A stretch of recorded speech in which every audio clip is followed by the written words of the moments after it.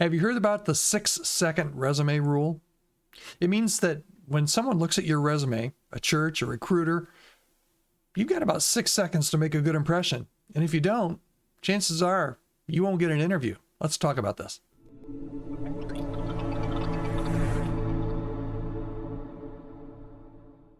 Hi there, my name is Todd Rhoades. I'm one of the co-founders at Chemistry Staffing, and today we want to talk about what we call the 6-second rule. The 6-second rule is essentially this. It's that you've really got 6 seconds to make an impression. First impressions are everything. And when you're sending a resume out to a church or a church recruiting or staffing firm, just know that your resume, when it lands on their desk or on their computer desktop, is going to be one of hundreds. Literally, one of hundreds of resumes that person, that search committee, that recruiter is looking at. So it's really important that you make a good impression because studies have shown that a lot of times you've got 6 seconds to make that first impression. That means in the first 6 seconds, the person that's screening, kind of the gatekeeper, is going to make up their mind whether or not to give you a shake at this job. So I want to talk about 5 different things that I think will help you pass the 6-second test. And again, all these things apply to your resume. Okay, so here's the first one. Make sure that you have your name and your contact information shown very prominently on your resume. You know, this is crazy, but last week we got a resume turned in at Chemistry Staffing for a church job and opened up the resume and it had no name on it. I mean, literally. The person forgot to put their name on their resume. Make sure you put your name and your contact information. Your contact information includes cell phone number and your email address, for sure. It's always good as well to have an address on there. Not that anybody's going to send you snail mail or anything these days, but they like to know where you're at or where you're from. A lot of times they'll open up a resume and it shows no location. So I kind of wonder. And you don't want the person that's screening your resume to have, instantly a bunch of questions. So that's the first one. Make sure your contact information is very prominent, either up at the very top or on one of the margins, according to what your resume format is. And that's number 2. Number 1 is make sure your contact and name information is right. Number 2 is make sure that your resume looks good. Okay, so here's what I tell people and candidates when they ask Todd, would you take a look at my resume? If it's a plain resume, I call it a plain Jane resume with just black ink on white paper, I tell you what, it looks like about 90% of every other resume that I'm going to look at in any given day. So make it look good.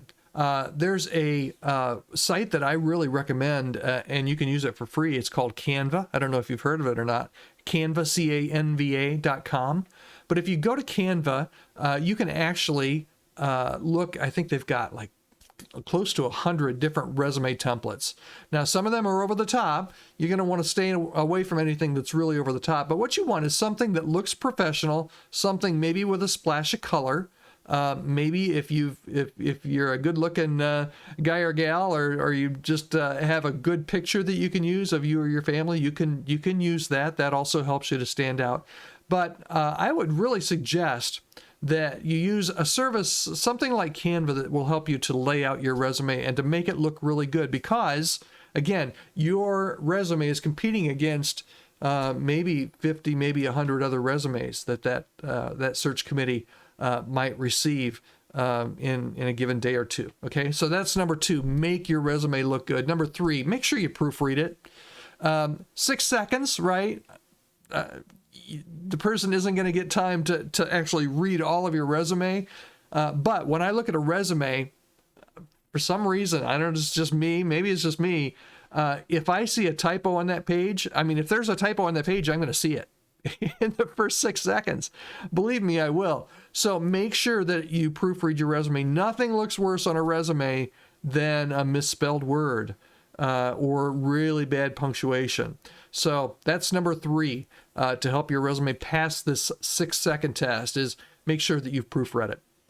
The fourth one out of 5 is I really suggest that you have up at the top, I would suggest, and we have other videos that talk about this in a little bit more detail. I suggest you put some type of a ministry objective. It's just a section down below your contact information or over to the side, up near the top of your resume, that it's a 2 or 3 sentence statement that says exactly the type of church and exactly the type of role that you're looking for. So I'm looking to be a discipleship pastor in a church that values people in small groups, something like that.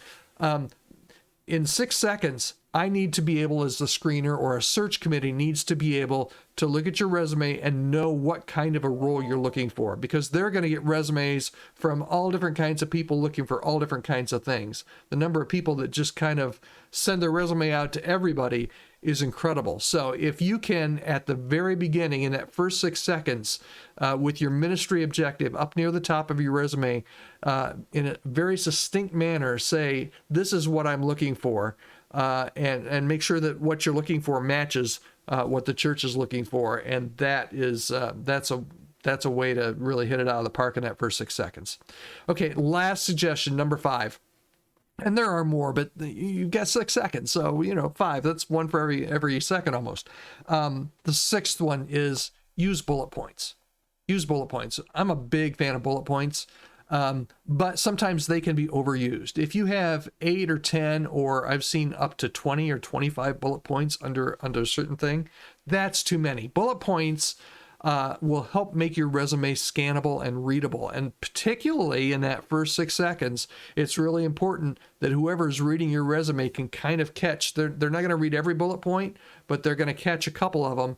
And if they're good and if they're well written, there's a good chance that they're going to keep your resume and not put it in over there in file 13. Remember, and we have another video on this topic as well, your resume has one purpose only, and the purpose of your resume is to get the job interview. That's it. And you've got really 6 seconds to make that claim to fame here, to see whether or not you're going to make the file folder 13, or whether or not they're going to actually contact you and reach out to you for that first round interview, which is what we all want, right? So, hey, if you have any questions about resumes, I'd appreciate hearing from you. You can leave a comment down below. And if you enjoy this kind of content, just hit subscribe, hit the thumbs up to like the button, to like the video, hit that little notification bell, and that'll tell you when we add more videos here at the Chemistry Staffing channel. Look forward to hearing your comments, and if there's anything that we can do for you, please reach out. We'd love to hear from you.